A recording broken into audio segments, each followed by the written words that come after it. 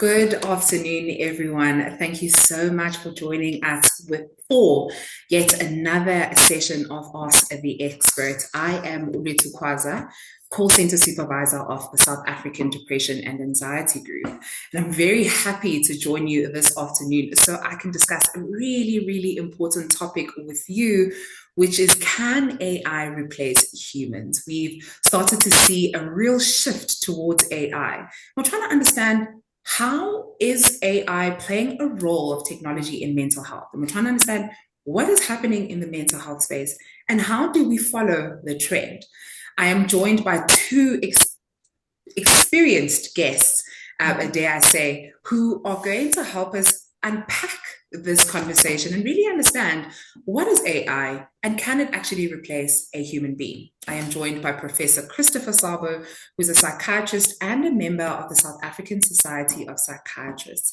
I'm also joined by Christine Zili, who is operating out of Johannesburg. She is actually the head of adaptive technology and information technology at Dane Fern College.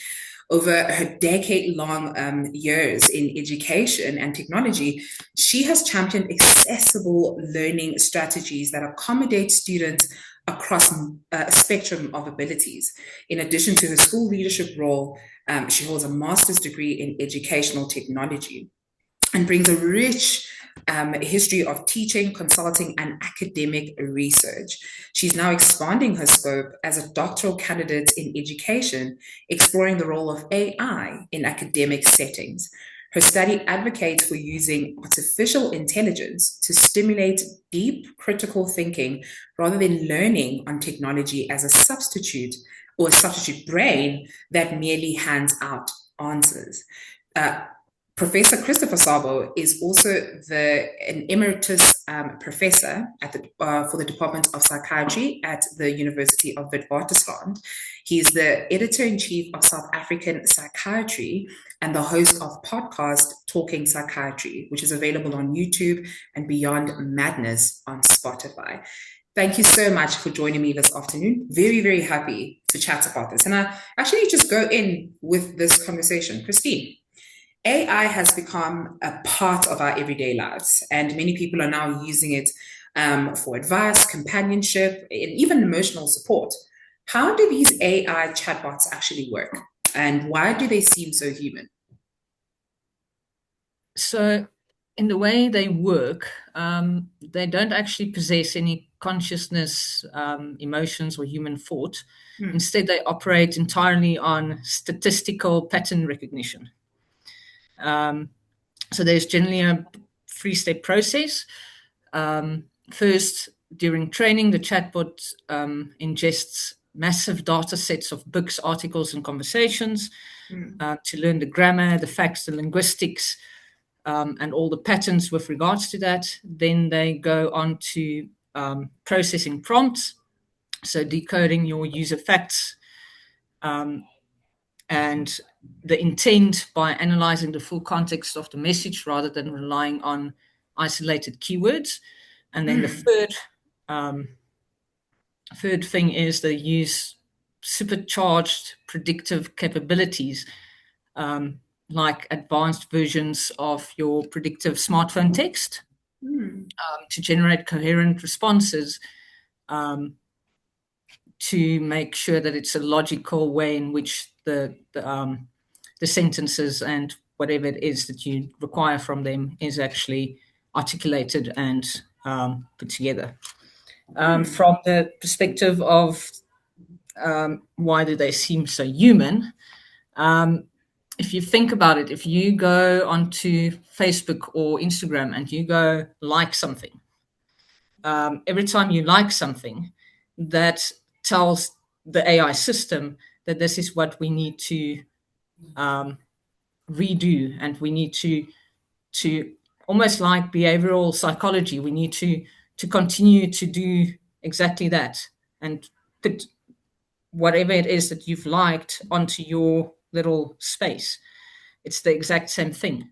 So conversations with your chatbots feel remarkably natural due to the blend of intentional design choices in human psychology. by training on human-created text, your chatbot pick up on conversational nuances like your tone, your empathy, even humor, while actively tracking context to maintain fluid and back-to-forth conversation. Yeah, so it's basically based on behavioral psychology, if you really think Yeah. about it. I think it's quite interesting that it sort of comes like that, because I think a lot of people think of it as a second brain almost, and a brain that responds to how they want it to respond is predictable if you think about it. Now, Professor Sabo, knowing how AI works now, defined by Christine, why do you think people are turning to it or turning to AI for emotional support? I'm sure you see this a lot in psychiatry. And instead of speaking to another person about their mental health or mental health professional, why are people turning to mental health more readily than they would normally? Well, I think firstly, there's the availability, there's the access.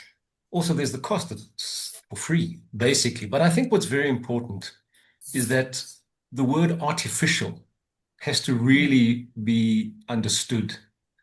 These are not real, obviously. They are artificial entities. It's very difficult because we tend to humanize things.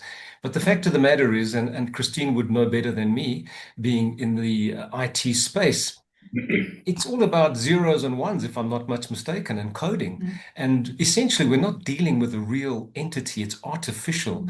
And I think the question that one has to ask oneself is whether a technology that simulates a human can actually ever meaningfully respond emotionally to a human being.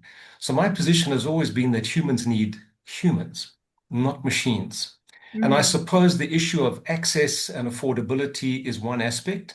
There are some folk who may turn to it because, for whatever reason, they might feel inhibited to speak to another human.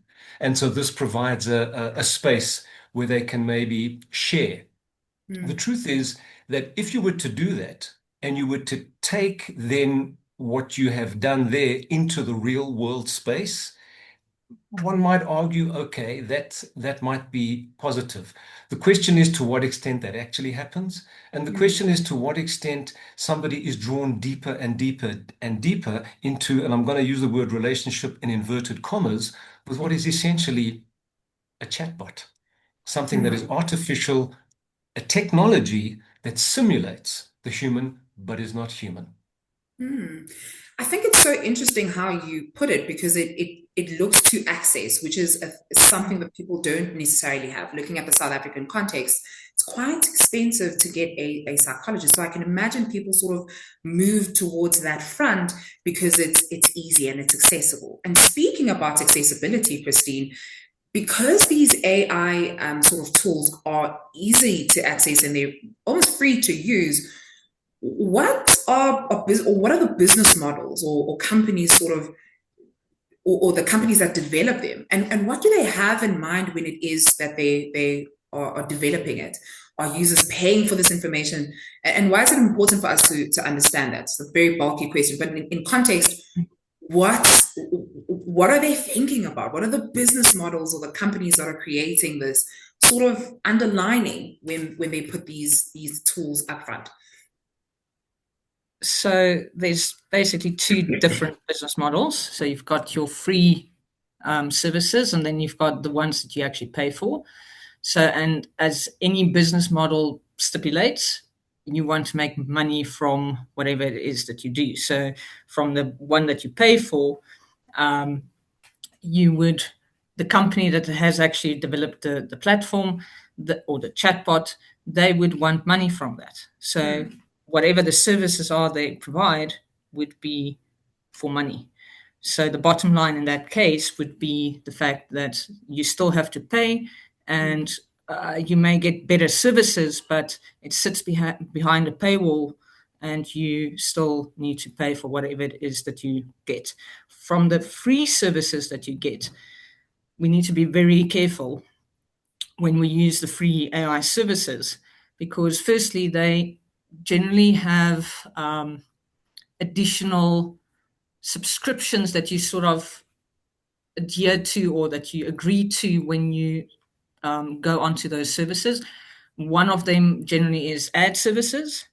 So not only do you have access to a bot that is not real to tell you how good you are or how bad you are or whatever the case might be, you also now have adverts that goes on the bottom of your little screen to say, cool, this is the next new thing that you can actually buy. Yeah. Whilst you are in an emotional state or you are busy trying to work through things that you are finding difficult. So the other thing with regards to free services, they tend to also take your personal information.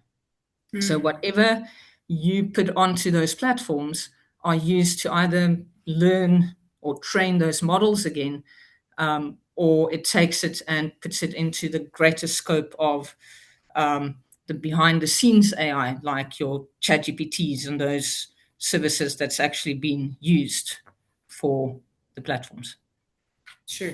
And it's quite interesting that you put it like that, because you mentioned it's learning patterns, and the AI sort of draws out these patterns to then curate a response that we would be happy with, and quite a predictable response. And it almost makes us question, is there a fundamental flaw when it is that we're looking at AI? So to come to you, Professor Christopher, when it is that someone shares these emotional patterns and they share this deeply emotional or personal information with an AI chatbot, what concerns does it raise from a mental health perspective and an ethical perspective as well?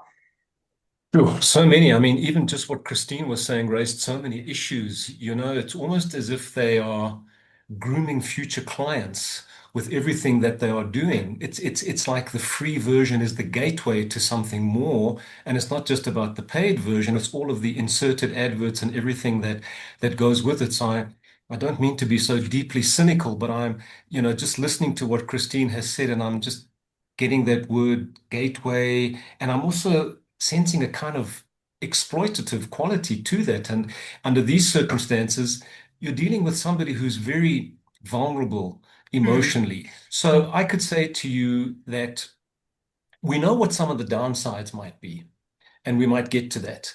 But I think at the end of the day, from a data point of view, I think Christine touched on that. I mean, AI lives on data. That is the lifeblood of artificial intelligence, and it's your data that you haven't necessarily given consent or informed consent to use. And then it's a question of where does that data go? So that's one aspect. The other issue is that, we're all individuals. We come from specific cultural backgrounds and settings.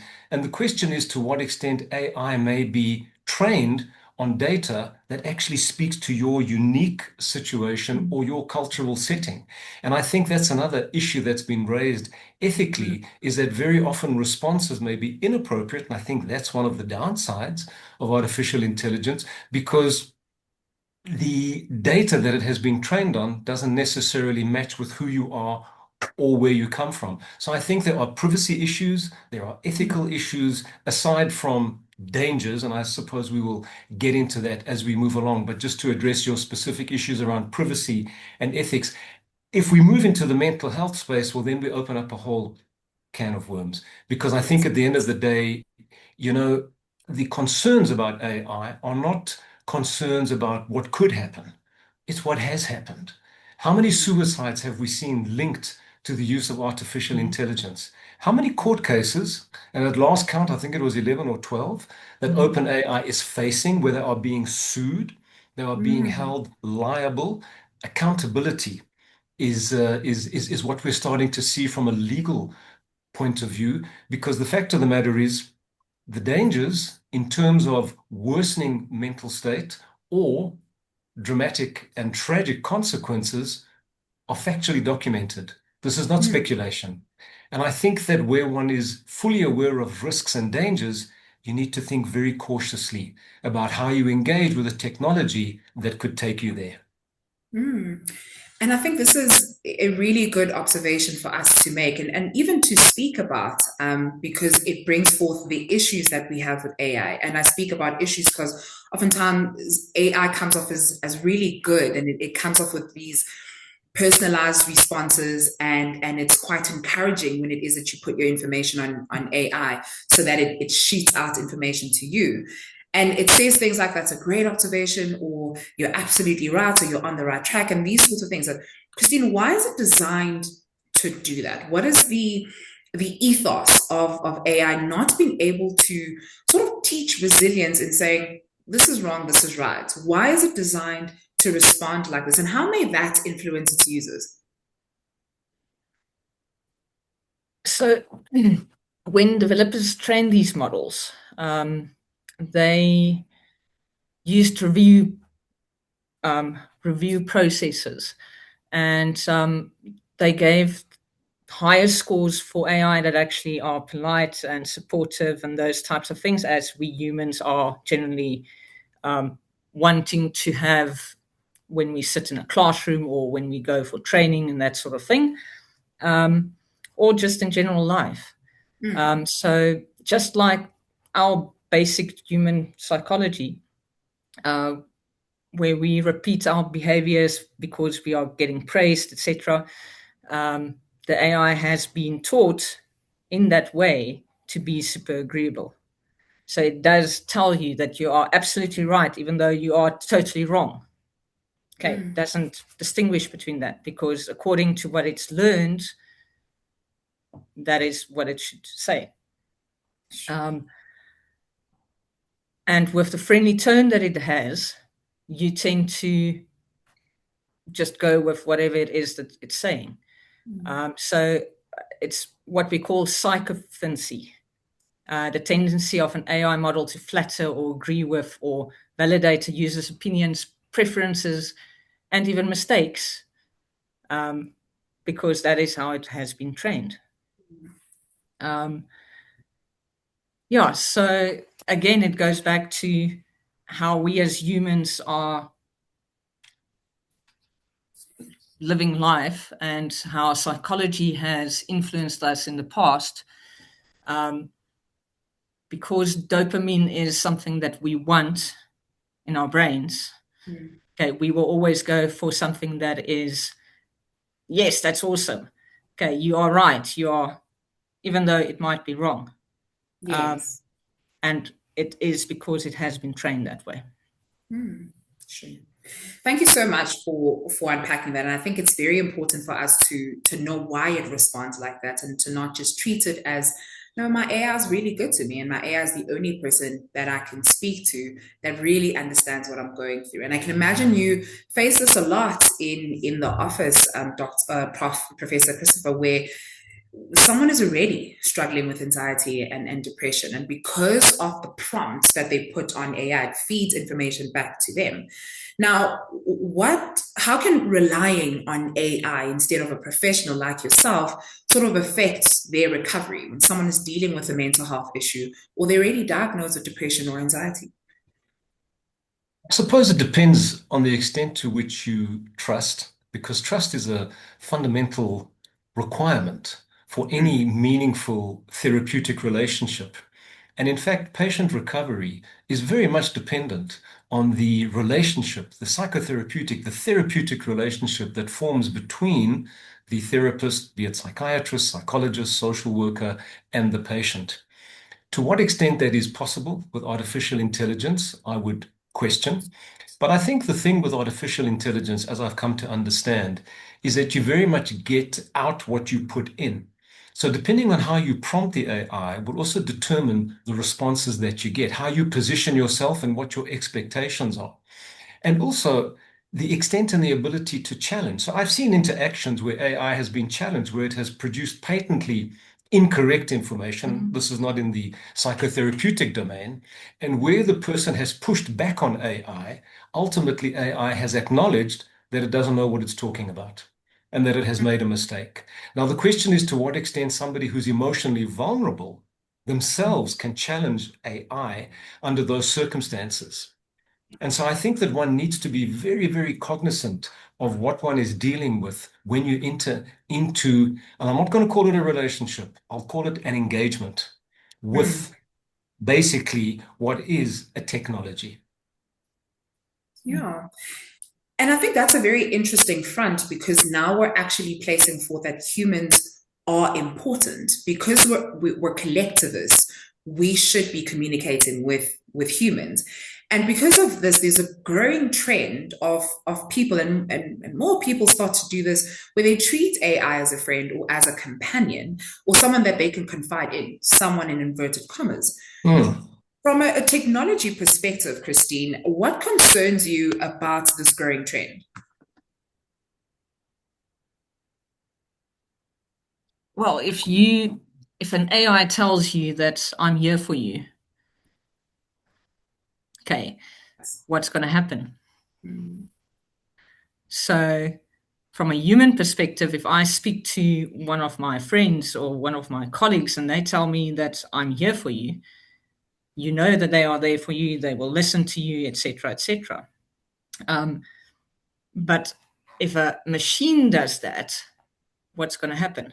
You're going to trust that machine with whatever it is that you're going to want to tell it.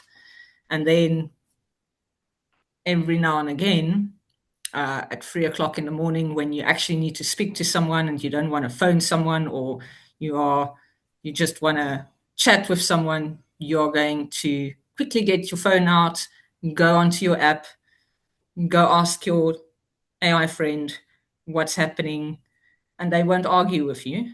They will give you quick feedback. Okay, even if it's a feedback loop, that sort of tells you the same thing every single time that you actually go on. So I actually had a very interesting experience with one of these AI tools that you get. I just wanted to test out how it works. So if you tell, especially the free ones, if you tell them that you are currently depressed and you want assistance with that, it goes into a feedback loop, and it will continuously just ask you, okay, but what are you depressed about? Okay, give you some answers as to how to deal with that. But it never goes back to actually, like a human, follow up and say, are you now feeling better? What can we do to assist you? All of those things that is actually important within human relationships. So again, it goes back to it's been trained to do certain behaviors in that sense. And it cannot at all handle high stakes emergencies from a personal, emotional perspective. And I think it's quite interesting that you bring that up because again it's what Prof said, which is we need to evaluate the trusting relationship that we have with these engagements. And there is no human perspective, although it sounds like it, there isn't any. And so we need to really question these. And we've also started seeing companies like Meta or Meta AI start referring organizations like SADAG to people who may be using AI searching for mental health care or suicide related issues. With you, Christine, from a technology perspective, how do these referrals work? How does Meta AI or any other AI tool sort of push out these referrals? Is it related to patterns?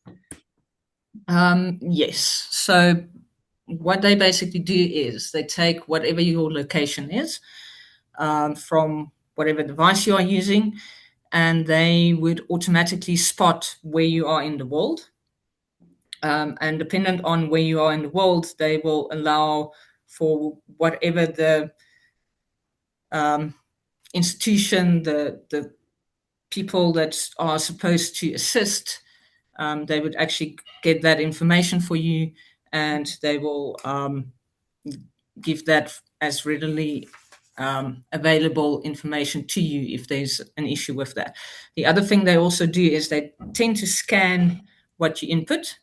So if there's something like self-harm, depression, those types of wordings that are generalized within populations, they would actually use that and they would scan through, and because of that, they would actually go and automatically match up with your different organizations to assist.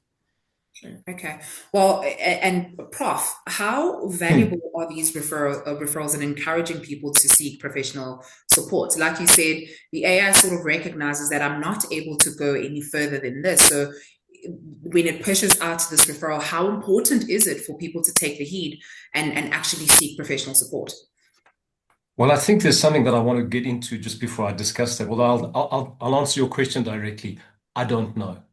How often are people recommended versus how often do they seek? I don't Mm, think we have any specific data to look at that. But the one thing I did want to say, and I think it's important to emphasize, AI knows what it's being taught, Mm, but AI has not experienced what humans have experienced. mm, AI has never experienced loss, never experienced disappointment, never experienced pain, never experienced childbirth, you name it.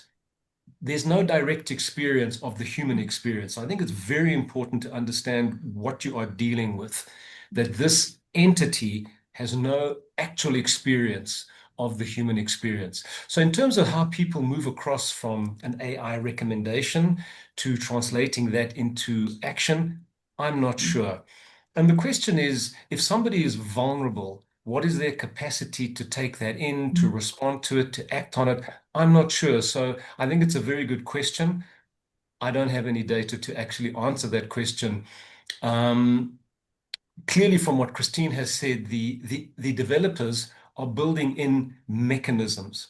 I think there should be one right up front. You know, when you are prescribed a medication from your doctor and you go and buy your medication, and inside the medication there's that long list of dangers and side effects and everything is there. I think AI needs exactly the same. I think that people need to understand before they cross that threshold, before they engage, before they interact, before they enter into that kind of interaction, that they are fully aware. But once again, you know, if somebody is vulnerable at 3 o'clock in the morning, to what extent they're going to heed that, I'm not sure. So I think we are faced with a very difficult situation in that respect where a vulnerable person might worsen. I mean, one of the consequences of forming these relationships through these interactions is a kind of dependency. And I think what they've also shown and I think one of the real concerns is that the deeper in one gets, social isolation becomes a reality and loneliness, actually. And I think there is data to show that folk who are using this kind of AI on a regular basis are more at risk for developing depressive symptoms and having depressive episodes, actually. So we are starting to understand what the downsides are, hence my suggesting that there needs to be some kind of upfront understanding that before you enter into this, these are some of the concerns, these are some of the issues, and you need to think very seriously. So it comes down to informed consent, actually. That's what it comes down to. But of course, you're dealing with a machine, you're not dealing with a human being. And so, to what extent that can be practically rolled out in a meaningful way, I don't know. Yeah, we don't have the answers to that. And I think we start to see, or we're starting to see, that AI is here to stay. It's developing, and like you said, Prof, it's been here for longer than we realize. And a lot of the things that we depend on have been created by AI. So it's here to exist and it's here for a long time. But now, how do we encourage others to use AI responsibly? I ask this because we've got a question from the audience. A parent says, I'm worried that my child is starting to rely on AI for everything, from homework to making everyday decisions. Is this affecting children's, or is it affecting the child's responsibility to think for themselves and solve problems? And as a parent, how can I encourage a healthy AI use without taking it completely away from them? Christine, I think you can help us with this, being in the educational technology space. So we've actually experienced it for the at least last 2 years, where over reliance on AI for schoolwork weakens the child's ability to think, okay, to problem solve, to self trust, because it's an easy way out. So you put in your prompt, you get your answer, and it's done. Whereas you do not actually think through what brought that question into being. Okay, you don't actually think about how to answer or what to answer to that. So there's no critical thinking process applied. There's no trial and error process applied. So they basically bypass the natural cognitive struggle that needs to take place for learning to take place. So over time, that creates a habit of mental passivity, because your brain in general does not like to think that much. Okay, we always use this as a very good example. So when you need to study for exams, what do you generally go do? You go clean your room, you go do everything else, because your brain do not want you to actually do something that it struggles with. Okay. So that mental passivity is something that becomes a habit, where children and even adults accept output uncritically rather than questioning the logic behind it, like we should actually be doing. So yes. I think that is a great way to answer it, really. And I think it helps us understand just exactly what it is that we should be using AI for. Prof, So yes, I just wanted to add, and this is not just for parents and for children. From a professional point of view, there was a recent article in the British Medical Journal, actually in May 2026, so it's very current, where the author said AI is making clinical reasoning optional. That should worry us. And I think the basic message there is the less you think, the less you are able to think.